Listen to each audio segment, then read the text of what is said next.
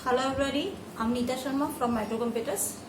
आइए हम समझते हैं फंक्शंस के बारे में। जैसा कि मुझसे डिमांड की गई है कि फंक्शंस को समझाऊं, तो फंक्शंस हमारा बाद का टॉपिक है। लेकिन जो लोग बिगनर्स नहीं हैं, आगे पहुंच चुके हैं, उनके लिए उपयोगी है। तो पहले हमें ये जानकारी होनी चाहिए कि फंक्शन क्या होते हैं। सभी लैंग्वेजेस में फंक्शंस प्रयोग में लिए जाते हैं। आप अच्छे से जानते होंगे, यदि आप फंक्शन की बात कर रहे हैं या फंक्शन तक आप पहुंच गए हैं या फंक्शन को आप समझ रहे हैं, तो बिल्कुल स्वाभाविक सी बात है कि आपने MS ऑफिस पे काम जरूर किया होगा, MS एक्सेल, MS वर्ड, इनमें सब में आपने काम किया होगा। फॉक्स प्रो वगैरह में काम किया होगा, डीबेस में काम किया होगा। तो इन सब में आपको फंक्शंस यूज में लेने होते थे।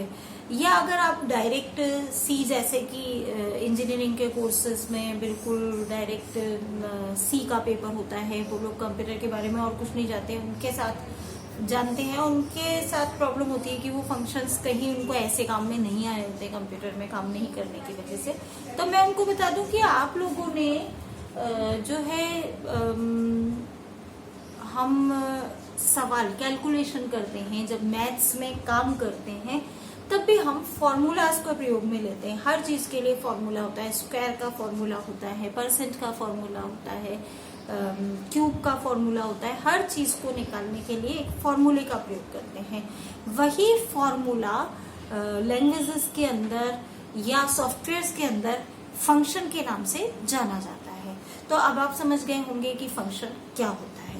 लेकिन लैंग्वेज में अब हम बात करें तो फंक्शन जो होते हैं दो प्रकार के होते हैं। कुछ फंक्शंस वो होते हैं जो हर लैंग्वेज में या सॉफ्टवेयर में बने बनाए होते हैं, हमें उनको केवल यूज में लेना होता है, और वो जिस तरीके से बनाए गए हैं, जिस फॉर्मेट में है, उस तरीके से ही हमें उसको उनके नियमों के अनुसार हमें यूज में लेना होता है। हम लोग भी बना के फंक्शंस को रख सकते हैं और फिर उनको यूज में ले सकते हैं। लेकिन जो लैंग्वेज के साथ ही बने बनाए हैं, उन फंक्शंस को की बात मैं कर रही हूँ कि वो फंक्शन जो लैंग्वेज के साथ बने बनाए होते हैं, वो फंक्शंस हमारे कहलाते हैं built in functions. BUILT, built in यानी बने बनाए। और जो हम लोग बनाते हैं, वो चूंकि हम बना रहे हैं, हम यूजर हैं, इसलिए उन फंक्शंस को कहा जाता है user defined functions. User defined functions means यानी यूजर द्वारा परिभाषित किए गए फंक्शंस।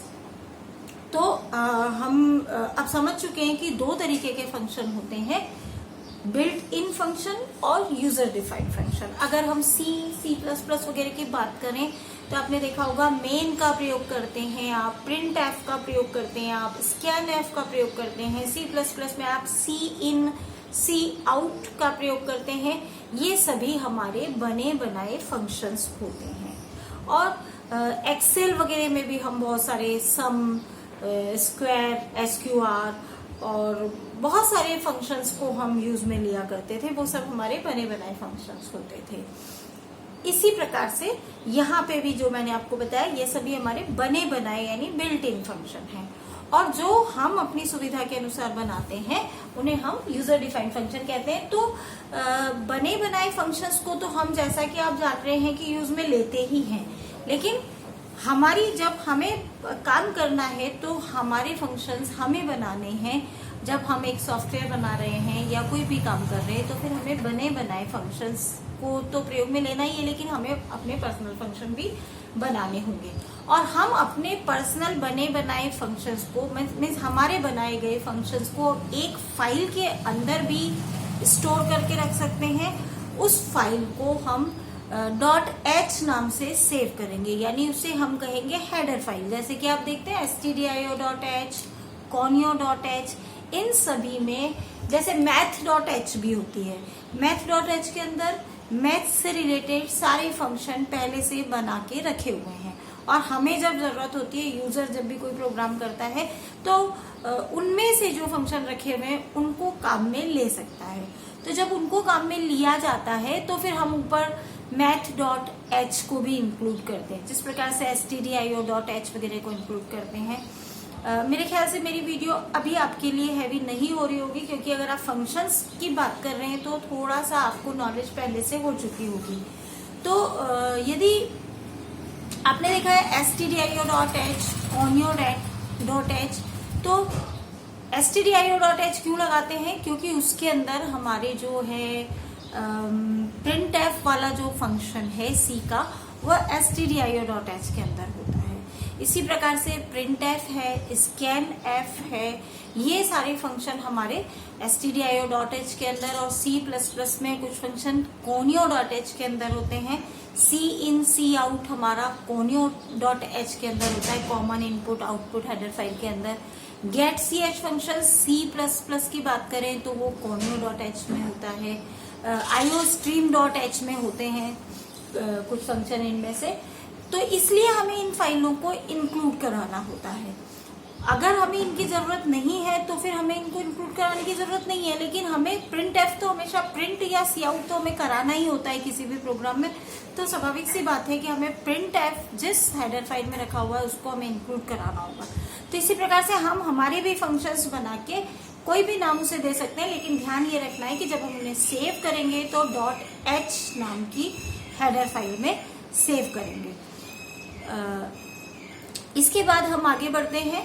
ये तो हुआ कि एक साथ हम बहुत सारे फंक्शन बना के हमारी एक .h नाम की हेडर फाइल में सेव कर सकते हैं। और दूसरा तरीका ये होता है कि हमें एक ही प्रोग्राम में बार बार कुछ पंक्तियों को रिपीट करने की आवश्यकता होती है, कुछ फंक्शंस को बार बार कैलकुलेट करने की जरूरत पड़ती है। जैसे मान लीजिए हमें % की बार बार जरूरत पड़ रही है, तो हम प्रोग्राम में एक जगह पे उस फंक्शन के लिए जो स्टेटमेंट्स हैं, जो फॉर्मूलाज है, उनको लगा के रख देंगे, और जब भी जरूरत होगी तब हम उसे वहां पे बुला लेंगे। उस बुलाने को इंग्लिश में कॉलिंग कहते हैं। तो हम क्या करेंगे, उस फंक्शन को कॉल करेंगे। तो फंक्शन से रिलेटेड हमने कई बातें समझी अभी कि फंक्शन दो प्रकार के होते हैं, बिल्ट इन फंक्शन और यूजर डिफाइंड फंक्शन।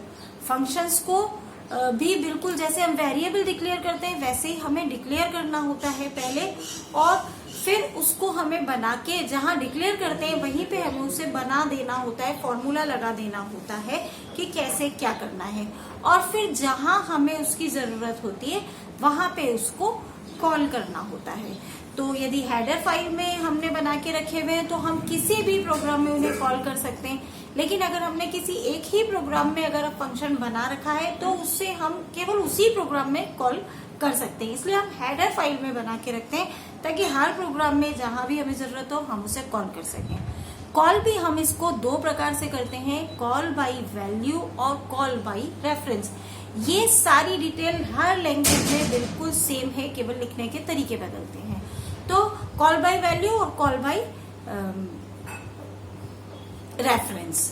तो कॉल बाय वैल्यू का मतलब होता है जब हम उसे फिक्स वैल्यू द्वारा प्राप्त करते हैं तो हम कि फला वैल्यू है, फला नाम है, तो उसे हम कॉल बाय वैल्यू कहते हैं। और जब हम उसकी लोकेशन का एड्रेस देते हुए कॉल करते हैं, उसके पता बताते हुए कॉल करते हैं, तो उसे कॉल बाय रेफरेंस कहते हैं। लेकिन ये बातें आपको अभी समझ में नहीं आएगी, मेरी वीडियो बहुत ज्यादा लंबी हो जाएगी, इसलिए मैं इसको अभी यहीं समाप्त कर रही हूँ। और नेक्स्ट वीडियो में आपको फंक्शन बना के और कॉल करके पूरी तरीके से बताऊंगी कि कैसे हम बनाते हैं और फिर कैसे हम कॉल करते हैं और किस प्रकार से हम दो तरीके से कॉल करते हैं। तो मेरी वीडियो यदि आपके लिए उपयोगी है तो प्लीज लाइक करें, कमेंट करें, शेयर करें और मेरे चैनल को सब्सक्राइब करें।